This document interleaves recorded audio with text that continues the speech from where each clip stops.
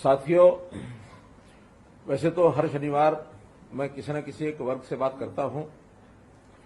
आज जिस वर्ग के लिए मैं बात आपके सामने रखने जा रहा हूं वो ऐसा है गरीब वर्ग, एक अंत्योदय का ऐसा वर्ग जिन्होंने जैसे तैसे अपनी पूंजी लगा करके मकान तो बनाए, लेकिन किन्हीं कारणों से उनके मकान में कोई छोटी मोटी नुक्स हो गया, तरेड़ आ गई, रिपेयर की जरूरत पड़ गई।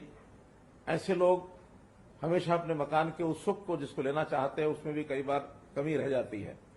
हमने 2018 में ऐसा विचार किया कि ऐसे जिनके अपने मकान होते हैं गरीब लोगों के, उनकी अगर मुरम्मत की आवश्यकता होती है तो डॉक्टर BR अम्बेडकर जी के नाम से आवास नवीनीकरण योजना ये बनाई और प्रारंभ में एक मकान की मुरम्मत के लिए जो गरीब BPL के परिवार हैं उनको 25,000 रुपये देना शुरू किया। ये योजना केवल अनुसूचित जाति वर्ग के लोगों के लिए उपलब्ध थी। बाद में इस राशि को हमने बढ़ाकर 50,000 रुपये किया और अब जो भी BPL के परिवार हैं, चाहे वो किसी भी जाति के किसी भी वर्ग के हों, उन सब के लिए 80,000 रुपये की राशि ये मंजूर करने के लिए हमने योजना दी है। और अभी तक इस योजना के लगभग 66,000 परिवार ये लाभार्थी हो गए हैं। गरीब परिवार को आखिर आवास चाहिए, रोटी कपड़ा भी चाहिए, ऐसी व्यवसाय के नाते से उसको रोजगार चाहिए, उसको शिक्षा सुरक्षा चाहिए। तो इन सब बातों का ध्यान रखते हुए हम आगे बढ़ रहे हैं और अब गरीब परिवारों की सुख सुविधाओं के लिए या उनके गुजारे करने के लिए जितनी चीजों की आवश्यकता वो सब हम कर रहे हैं। जहां तक मकान की बात है, प्रधानमंत्री जी ने ऐसे गरीब परिवारों के लिए प्रधानमंत्री आवास योजना को इसको चालू किया। हरियाणा में भी हमने शहरी इलाकों में लगभग 15,000 मकान तैयार करके दिए, 14,500 के आसपास अभी भी निर्माणाधीन है।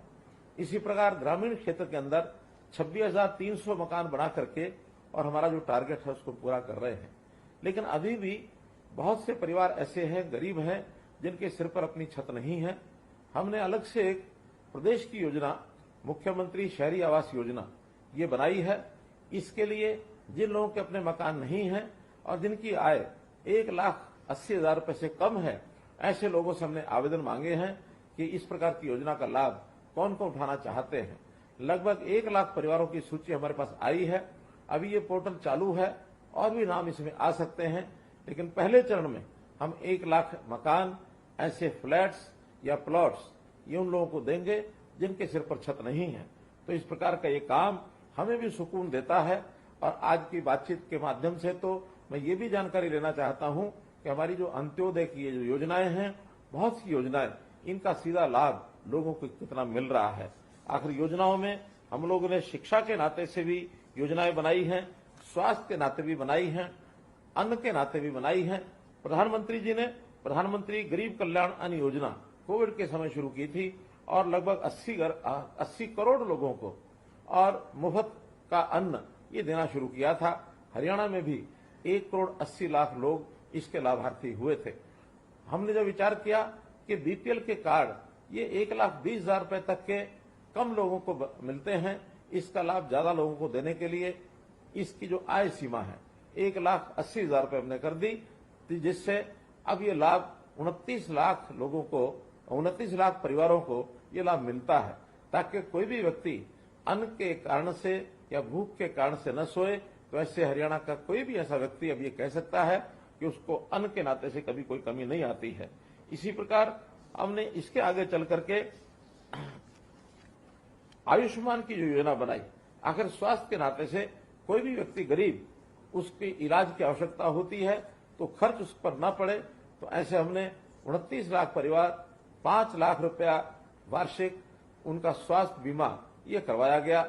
और इसके अंदर मुझे आपको बताते हुए एक प्रकार से मैं इसको खुशी तो नहीं कह सकता, ये संतोष कह सकता हूं कि लगभग 750 करोड़ रुपया हमने इसमें अभी हरियाणा के अंदर ऐसे लोगों के लिए उपलब्ध कराया है जिनको इस इलाज की आवश्यकता पड़ी है। और साथ ही साथ अब ऐसे लोग जिनकी आय 1,80,000 रुपए से ऊपर है, 3 लाख रुपए तक है, इनको भी थोड़ा प्रीमियम लेकर के 1,500 रुपये वार्षिक लेकर इनको भी जोड़ा गया है। लगभग 8 लाख परिवार ये इसके अंदर शामिल हो जाएंगे। भाइयों बहनों, इसी प्रकार एक गरीब परिवार जिसके बच्चे सरकारी स्कूलों में पढ़ने जाते हैं, लेकिन किन्हीं कारणों से उनको लगता है कि मुझे अपने बच्चे को प्राइवेट स्कूल में पढ़ाना है, उनकी भी जो फीस है हम भरते हैं चिराग योजना के अंतर्गत। इनको भी हमने जो है बच्चों को स्कूल में भेजने का काम कराया है। कोई भी हमारे गरीब परिवार का सदस्य बीमार न हो, इसके लिए उसकी हेल्थ की जांच, ये जांच के भी कार्यक्रम शुरू कराए हैं। निरोगी हरियाणा के अंतर्गत अभी तक 27 लाख लोगों की, गरीब परिवारों के ऐसे लोगों के टेस्ट ये कराए गए हैं जिनके अंदर छोटे मोटे बीमारी के लक्षण मिलते हैं। इन सबको हम रेफर करते हैं और इनका इलाज ये प्रारंभ में शुरू कराते हैं ताकि उसकी बीमारी आगे न बढ़े। जहां तक सामाजिक सुरक्षा पेंशन की बात है, जो कभी हम जब सत्ता में आए तो 1000 रुपया थी, आज 27.5 रुपये महीना, जो देश में सर्वाधिक है, चाहे वृद्धावस्था की पेंशन है अथवा हमारे विधवा बहनों की पेंशन है या दिव्यांगजनों की पेंशन है। और अब तो हमने साथ में एक काम किया है कि जो बंधु विधुर हो गए हैं, जिनकी पत्नी का देहांत हो गया है, ऐसे भी 40 वर्ष से ऊपर के जो बंधु हैं उनको भी ये पेंशन का हकदार बनाया है। और जो बंधु जिनकी किन्हीं कारणों से शादी नहीं हुई और उनकी भी आय 1,80,000 रुपए से कम है, ऐसे हमारे अविवाहित बंधुओं का जिनकी आयु 45 वर्ष से ऊपर हो गई, इनको भी इस पेंशन का लाभ ये हमने देना शुरू किया है। इसी प्रकार से गरीब परिवार के किसी एक सदस्य को काम मिले, हमने मुख्यमंत्री रोजगार के नाते से मुख्यमंत्री अंत्योदय परिवार उत्थान योजना, इस कार्यक्रम को चलाया है। लगभग 50,000 परिवारों को बैंक से लोन देकर के इनको काम में आगे लगाया है ताकि इनके परिवार की आय बढ़ सके। इसी प्रकार जो गरीब परिवार है उनको नौकरी के नाते से 5 अंक अलग मिले। जिसके घर में एक भी नौकरी नहीं है उसको 5 अंक अलग मिलने चाहिए ताकि उनका परिवार का सदस्य कोई ना कोई नौकरी प्राप्त कर सके, ताकि परिवार का व्यक्ति रोजगार करके अपनी कमाई करे, तब अपने परिवार का पालन पोषण करे। ये आत्मनिर्भर बना करके उनको आगे बढ़ाने का हमारा जो योजना है ये है। गरीब परिवारों की बेटियां कॉलेज और यूनिवर्सिटी में जाती हैं, उनकी फीस ये न ली जाए।